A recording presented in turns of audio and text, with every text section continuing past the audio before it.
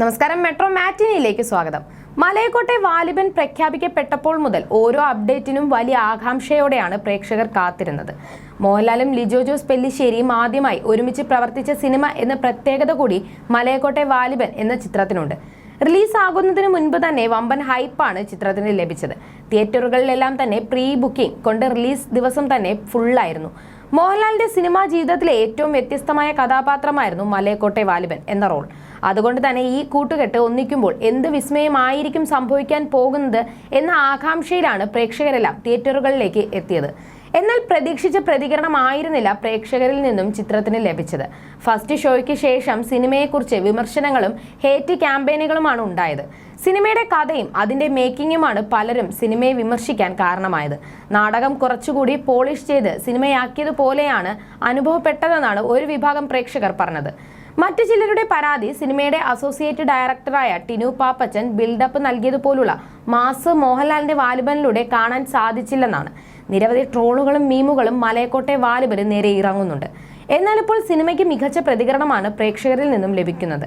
മാത്രമല്ല, കുടുംബങ്ങളടക്കം തിയേറ്ററുകളിലേക്ക് എത്തുന്നുണ്ട്. എന്നാൽ സിനിമയെ പറ്റിയുള്ള നല്ല നിരൂപണങ്ങൾ എഴുതിയ പോസ്റ്റുകൾ ഇടുമ്പോൾ പരിഹസിച്ചുള്ള കമന്റുകളാണ് അത്തരം പോസ്റ്റുകൾക്ക് ലഭിക്കുന്നത്.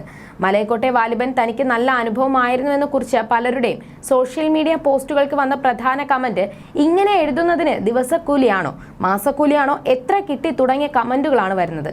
മലയക്കോട്ടെ വാലിബനെ പ്രശംസിച്ച് സെലിബ്രിറ്റികൾ കമന്റ് കുറിക്കുമ്പോഴും ഇതേ സ്ഥിതിയാണ്.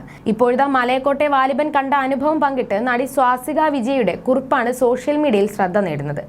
63-ാം വയസ്സിൽ മല്ലന്റെ റോൾ കൺവിൻസിംഗ് ആയി ചെയ്യാൻ ലാലേട്ടനല്ലാതെ വേറെ ആരുമില്ലെന്നാണ് സ്വാസിക കുറിച്ചത്. സിനിമാ പ്രേമി എന്ന നിലയിൽ മലയക്കോട്ടെ വാലിബന്റെ 2ാം ഭാഗത്തിന് വേണ്ടി കാത്തിരിക്കുകയാണെന്നും സ്വാസിക കുറിച്ചു. വാവ്, ജസ്റ്റ് വാവ്.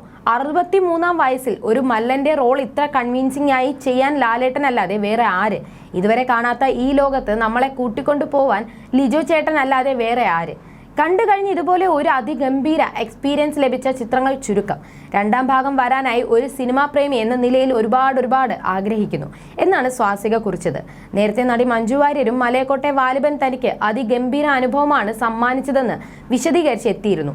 വാലിബൻ സിനിമയെക്കുറിച്ച് പോസിറ്റീവ് റിവ്യൂ ഇട്ടതിന്റെ പേരിൽ മഞ്ജു വാര്യർക്കും ഇപ്പോൾ സ്വാസികയ്ക്കും നിരവധി നെഗറ്റീവ് കമന്റുകളും അധിക്ഷേപവും ലഭിക്കുന്നുണ്ട്. നാളുകൾ നീണ്ട കഠിനാധ്വാനത്തിലൂടെയും വർക്കൗട്ടിലൂടെയുമാണ് മോഹൻലാൽ വാലിബനായി മാറിയത്.